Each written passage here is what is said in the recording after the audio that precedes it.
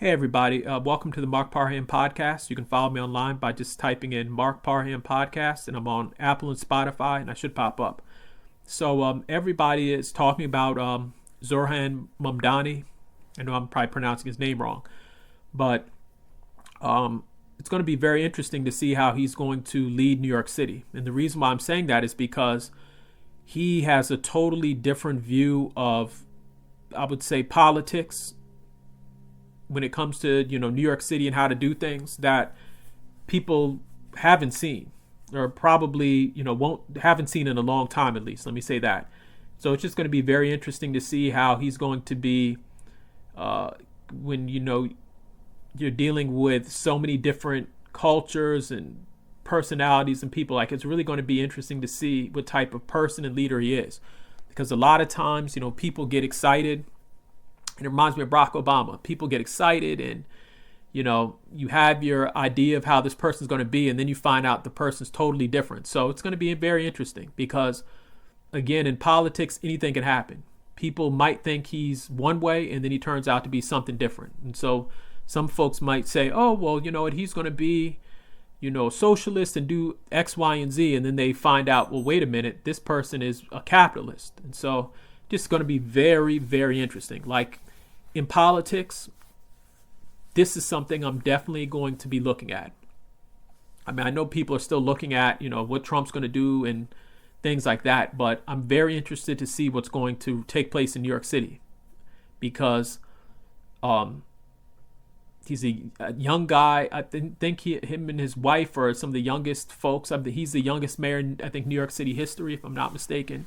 And his wife is very young. So it's going to be very interesting to see somebody with his background, with, being that age he is, to lead New York City, to sit up and get along with folks on Wall Street, to bring businesses to New York City, because that's another thing. I mean, I know people are talking all this stuff about, oh, well, we need to tax the rich and do all this other stuff. But you're going to need businesses to want to stay in New York City. You're going to want business leaders to stay in New York City to make New York City, to keep New York City on a growing, let me back up. You want business leaders and businesses to be in New York City to push New York City forward. That's what I'm trying to say. And so this whole thing of, oh, well, we need to tax the rich and do this and that. It's like, sounds great, but you're going to need businesses to, or even, business leaders. You want them to invest in your city. Like, that's going to make your city a better city. It is what it is. And I know folks don't like to hear that, but look at places where investors and people have left, like Detroit used to be. Look what happened to Detroit in the past. That's what happens when businesses leave your city. So it sounds cool to say, well, man, we're against the billionaires and stuff like that, but when you need construction projects, when you need things to be funded, or you need,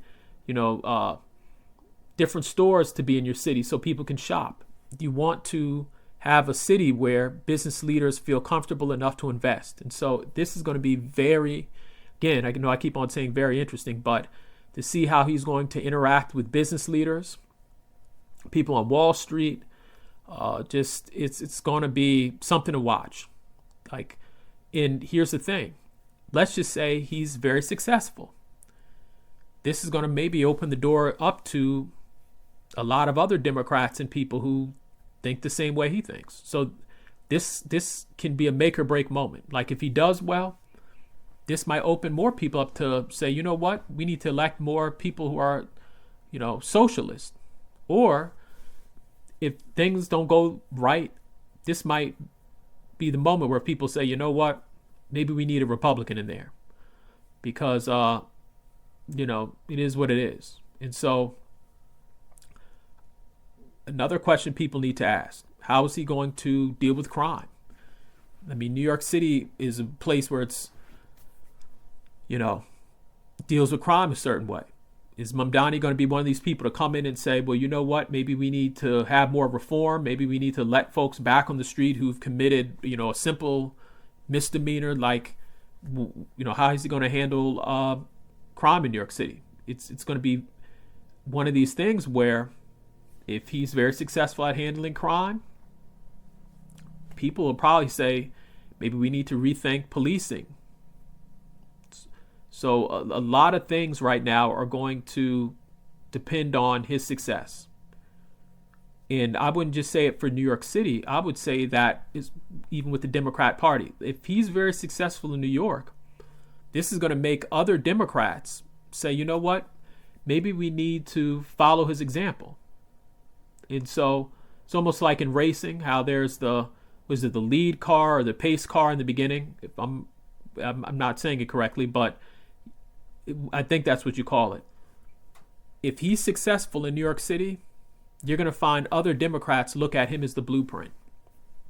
They're going to say, well, maybe we need to do this, or maybe we need to embrace affordability. And it's going to rub off on people all across America. And so a lot of things are on his back. And if he does well, it's going to really change America. If he doesn't do a great job, people are going to say, okay, you know what? These pie in the sky ideas don't work. And, I would tell anybody, sit back and give him a chance. I know a lot of people have been on, these radio stations and stuff saying, New York City is it's going to be the downfall of New York City. Well, let's just see what's going to happen. Maybe it's not.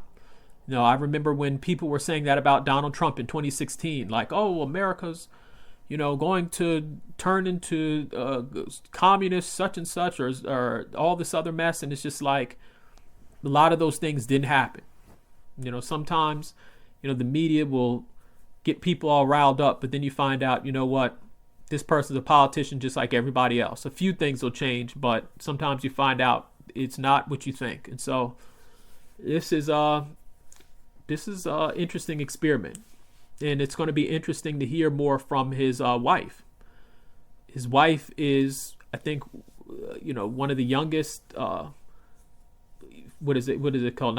She's one of the youngest one of the youngest mayor's wives or something like that. But she's very young. I know I'm not saying that the correct way, but she's very young. So it's going to be interesting to hear, what she has to say and, some of her beliefs. So right now, New York City, a lot of eyes are going to be on Mamdani, and it's just a very interesting time. If you think about it, we wouldn't have elected someone like him, in New York City. Someone like him wouldn't have been elected decades ago. So it just goes to show you, I guess people have reached a breaking point. And one of the things that he's, always said was he always talked about affordability. And I think that message cut through, and that message really said, you know what, let's try this guy out. It's almost like one of those things where you say, well, you know what, things can't get any worse. And that affordability message, or him talking about the cost of housing and the cost of groceries and different things like that, that really helped him win. I think that was the number one thing.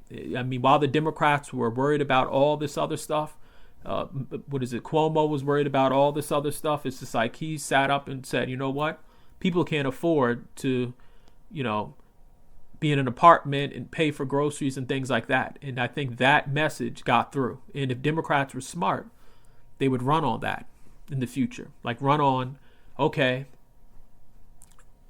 can you really afford, things like you were able to afford in the past? If Democrats were smart, 9 times out of 10, they won't probably run on that message, but Democrats are smart. That's what they need to run on. Like, can you afford basic stuff that you need to function in society? And so, again, I would tell anybody, give Zohran Mamdani a chance, who's just inaugurated, and let's see what he's going to do to New York City. I mean, when you really think about it, he can't be any worse than what's his name, Bill de Blasio. Bill de Blasio, in my opinion, was a horrible mayor for New York City. So, to me right now, the bar is very low. People can say what they want, but Bloomberg was a very good mayor for New York City. But I mean, the recent mayors that we've been having, whether it was Eric Adams, Bill de Blasio, right now the bar is very low. And it's to a point where if some folks got so tired, they said, you know what, let's try out the new guy. and he was that person. It's like with Barack Obama. People said, you know what? After George W. Bush, people were like, we have all these wars and economies, collapsing. People said, you know what? Get the black guy in here. And so, same thing with Mamdani.